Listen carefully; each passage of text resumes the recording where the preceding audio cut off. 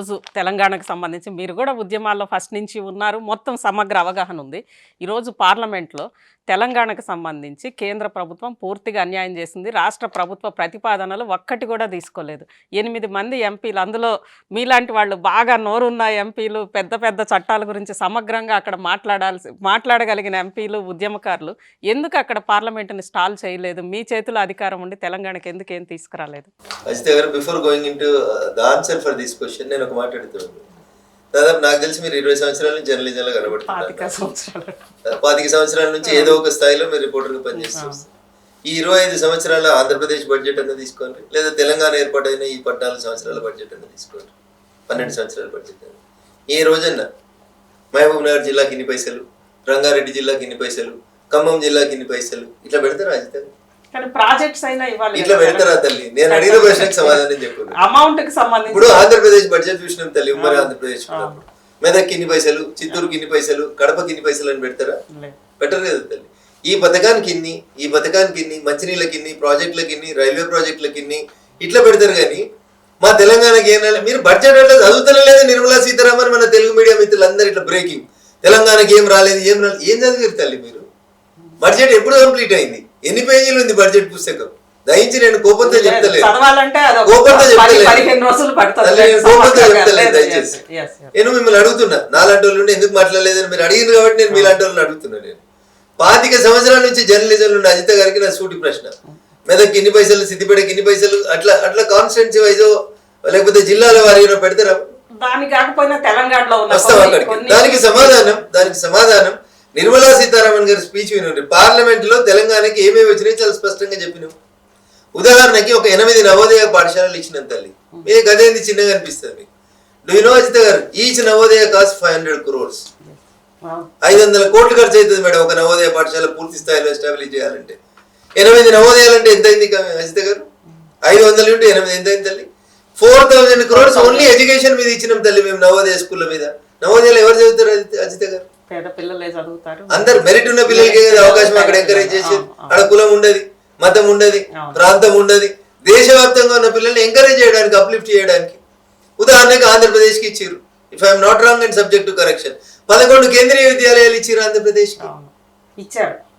ఇవి మనం మాట్లాడొద్దు. మనం గిరిజన యూనివర్సిటీకి మొన్న పైసలు ఇచ్చినాం కదా. మళ్ళీ గిరిజన యూనివర్సిటీ అనేది చాలా కాలం నుంచి పెండింగ్ ఉంది. ట్రైబ్స్ ఎక్కువ ఉన్నారు. ములుగు జిల్లా లాంటి ప్రాంతం లోపల పెడితే ఆ గిరిజన బిడ్డలకు ఉపయోగం అవుతుంది ఒక యూనివర్సిటీ ఇచ్చింది.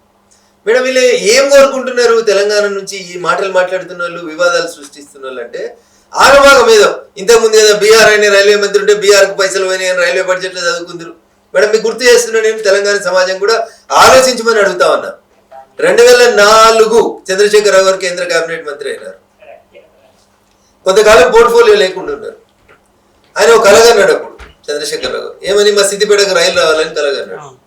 వారు కేబినెట్ మంత్రి తుగ్లక్ రోడ్ 23 బంగ్లాలు ఉంటారు. 24లో బంగ్లాలో అప్పటి రైల్వే శాఖ మంత్రి, బీహార్ మాజీ ముఖ్యమంత్రి వీరుంటారు, లాలూ ప్రసాద్ యాదవ్ గారు ఉండేవారు.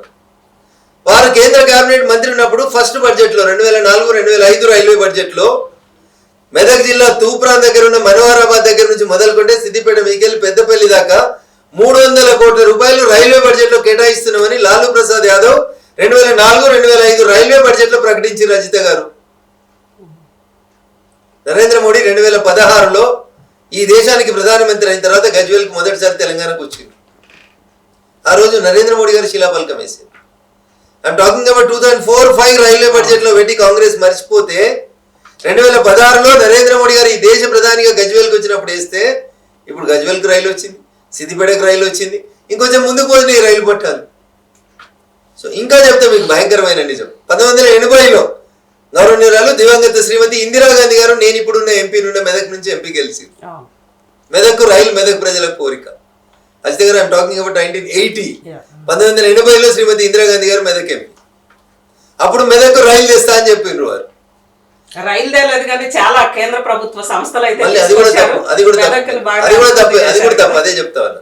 వారు వచ్చే కంటే ముందే మెదక్లో బిహెచ్ఎల్ ఉంది, వారు వచ్చే కంటే ముందే క్రిసాట్ ఉంది, వారు వచ్చే కంటే ముందే బీడీఎల్ ఉంది, వారు వచ్చే కంటే ముందే ఒక ఆర్డినెన్స్ ఫ్యాక్టరీ కొంత పోర్షన్ ని ఇందిరాగాంధీ గారు ఎక్స్పాన్షన్ చేసినట్టు నాకు గుర్తు, సబ్జెక్ట్ టు కరెక్షన్. మిగతా అంతకుముందు ఉన్నాయి. ముంబై జాతీయ రహదారి వారి వల్ల అంతకుముందు ఉన్న జాతీయ రహదారి. ఏమి ఇచ్చారు? నిజాం షుగర్ ఫ్యాక్టరీ ఇచ్చారు. ఏమి ఇచ్చారు? మెదక్కి ఒక పేరు వచ్చింది. ఇందిరాగాంధీ గారు గెలిచిరు, మెదక్ పార్లమెంట్ కంపెనీలు వస్తున్నాయి అంటే ఆ బిహెచ్ఎల్ పక్కన 100 ఆన్సిలరీస్ వచ్చినాయి, ఇక్రిసాట్ పక్కన కొన్ని ఇన్స్టిట్యూట్స్ వచ్చినాయి, బీడీఎల్, ఓడిఎఫ్. నో డౌట్ మా జిల్లా, మా పటాన్చెరు ఆసియా ఖండంలోనే అతిపెద్ద పారిశ్రామిక వాడు. I do agri. కానీ అది ఇందిరాగాంధీ గారు చేసిరంటే చిన్నది కదా తల్లి. రైలు రామాయంపేట దాకా రైలు ఉంది ఆల్రెడీ. హైదరాబాద్ నుంచి నిజామాబాద్ పోయే రైలు అక్కనపేట నుంచి బైఫర్కేట్ అవుతుంది. అక్కనపేట నుంచి మెదక్కి 17 కిలోమీటర్లు అజిత గారు, ఓన్లీ 17 కిలోమీటర్స్. ఈ దేశ ప్రధాని ఇందిరాగాంధీ గారు ఇచ్చిన మాట మెదక్ రైలు ఇస్తామని. 1980 నుంచి 2022లో నేను దుబ్బాక ఎమ్మెల్యే ఉన్నప్పుడు కేంద్ర మంత్రి గౌరవనీయులు కిషన్ రెడ్డి గారు వచ్చి మెదక్లో రైల్వే స్టేషన్ ఓపెన్ చేసి అజిత గారు. ఐఎమ్ టాకింగ్ ఫ్రమ్ 1980 నుంచి 2022, 42 సంవత్సరాలు పడుతుంది అజిత గారు 17 కిలోమీటర్ల రైలు ఇస్తుంది అజిత గారు. నేనేదో 1700 కిలోమీటర్ల గురించి మాట్లాడతలేను మేడం. 17 కిలోమీటర్స్ వేసి మెదక్ రైలు ఇవ్వలేదు సాక్షాత్ ఈ దేశ ప్రధాని. But he might be nowhere concern with Telangana. But Narendra Modi గారు ఈ దేశంలో ఉన్న అన్ని రాష్ట్రాలకి సంతులితంగా సమానంగా, శరీరం అంటే పైన వెంట్రుకల దగ్గర నుంచి కాలుగోరల దాకా చూసుకోవాలి. ఒక ముఖం బాగుండాలని ముఖం స్నో రాసి కాలుగోరలు వదిలేస్తే కుదరదు కదా తల్లి. సో అట్లా కాశ్మీర్ నుంచి కన్యాకుమారి దాకా అన్ని రాష్ట్రాలకి, ఆ రాష్ట్రంలో ఉన్న భౌగోళిక పరిస్థితులు, సామాజిక పరిస్థితులు, ఆర్థిక విధానం, జీవన విధానాన్ని దృష్టిలో పెట్టుకొని అన్ని రాష్ట్రాలు అభివృద్ధి చెందిన రోజే ఈ దేశం అభివృద్ధి చెందుతుంది. యాజ్ ఏ టీమిండియా కెప్టెన్ గా ఇది నరేంద్ర మోడీ గారు మొట్టమొదట నీతి ఆయోగ్ మొదటి సమావేశంలో ఈ దేశంలో ఉన్న 28 రాష్ట్రాల ముఖ్యమంత్రులు కూర్చోబెట్టుకొని చెప్పినటువంటి మాట. ఇంతకంటే ఎక్కువ మేము పారదర్శకంగా ఎక్కడ ఉండాలి? అందరూ విశాఖ స్టీల్ ప్లాంట్ పోయింది అన్నారు. పోయిందా? పునరుద్ధరిస్తున్నాం అజిత గారు చెప్తున్నారు. పునరుద్ధరిస్తున్నాం మరి చేస్తున్నాం కదా. అట్లా అజిత గారు అన్ని రాష్ట్రాలని సమదృష్టితో చూస్తున్నాం. హైదరాబాద్కి ఒక డిఫరెంట్ కల్చర్ ఉంటుంది, హైదరాబాద్ గ్రోత్ డిఫరెంట్ ఉంటుంది, అమరావతి ఇంకొక రకమైన ఇబ్బందుల్లో ఉంటుంది. ఈ దేశంలో ఒక్కొక్క రాష్ట్రం ఒక్కొక్క రకమైనటువంటి భిన్నమైన పరిస్థితులు ఎదుర్కొంటుంది. తెలంగాణకి పసుపోటు కావాలనుకున్నాం, తెలంగాణకి పసుపోటు ఇచ్చినాం. గుజరాత్కి మకానా బోర్డు ఇస్తే బీహార్లో ఎలక్షన్లు ఉన్నాయి. సారీ, బీహార్కి మకానా బోర్డు ఇస్తే బీహార్లో ఎలక్షన్లు వస్తున్నాయి కాబట్టి బడ్జెట్ బీహార్ పోతుంది అంటారు. మరి తెలంగాణలో ఎలక్షన్స్ అయిపోయినాయి కదా ఇలా మేము పసుపోటు ఇచ్చింది. కానీ అంటే రాష్ట్ర ప్రభుత్వం కూడా 1,60,000 కోట్ల ప్రతిపాదనలు ఇస్తే బీజేపీ ప్రభుత్వం వచ్చినప్పటి నుంచి అది ఏమీ రాలేదు అని అనేది ఈ రోజు ఆరోపణ కదా. నేను మీకు సూటిగా ఒక మాట చెప్తా. ఈ చర్చ చూస్తున్న మిత్రులందరూ కూడా నా సవినయమైనటువంటి విజ్ఞప్తి.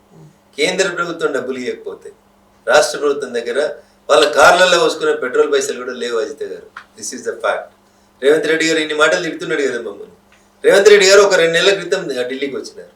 ఆర్థిక మంత్రి గారిని, కిషన్ రెడ్డి గారిని అందరినీ కలిసినారు. ఆయన చెప్పిన రైతు భరోసానో రైతు బీమాకో డబ్బులు కట్టుకోవడానికి డబ్బులు లేకపోతే టీజీఐఐసికి సంబంధించినటువంటి 400 ఎకరాల భూముల్ని ఒక ప్రైవేట్ బ్యాంక్కి మార్టిగేజ్ చేసి 10,000 కోట్లు అప్పు ఇప్పిమంటే కేంద్ర ప్రభుత్వం గ్యారంటీ ఉండి ఇప్పించింది కదా అజిత గారు. తెచ్చుకునేటేమో బరాబర్ తెచ్చుకుంటారు. ఎవ్రీ 3 డేస్కి ఒకసారి చూడరు వాళ్ళ ప్రభుత్వ పేపర్, అధికారిక పేపర్ లోపల 2,000 కోట్లు కొత్తగా లోను, 3,000 కోట్లు కొత్తగా లోను. రేవంత్ రెడ్డి గారు ముఖ్యమంత్రి అయిన నుంచి ఇవాళ దాకా భారత ప్రభుత్వం గ్యారంటీ ఇచ్చి తెచ్చిన పైసలు ఎన్నో. ఒక శ్వేతపత్రం ఇవ్వమని చెప్పు రజిత గారు. కేంద్ర ప్రభుత్వం సహకరిస్తలేదన్నారు కదా, ఒక్క శ్వేతపత్రం ఇవ్వండి. ఆ శ్వేతపత్రం తీసుకుపోయి మేము చెప్తాం రేపటి నుంచి ₹1 ఎగురు తెలంగాణకు అని చెప్తాం. అప్పుడు తెలుస్తుంది. మీరు రైతులకి ఏదో రైతు భరోసా మార్చి 31 కల్లా పూర్తి చేస్తా అన్నారు కదా, దానికి తెచ్చిన 10,000 కోట్లు ఎక్కడే అని రేవంత్ రెడ్డి గారిని అడుగుండ్రి రజిత గారు. కేంద్రం చేయకపోతే, కేంద్ర ప్రభుత్వం సపోర్ట్ చేయకపోతే ఎట్లా జరుగుతుందో ఆలోచించారు. అందుకని వీళ్ళందరికీ ఒక బ్యాడ్ హ్యాబిట్ ఏం నేర్చుకున్నారంటే, వీళ్ళు మంచి జరిగితే వీళ్ళు చేసినట్టు, చెడు జరిగితే కేంద్ర ప్రభుత్వం చేసిందని నెట్టేసేయాలి కేంద్రం మీద.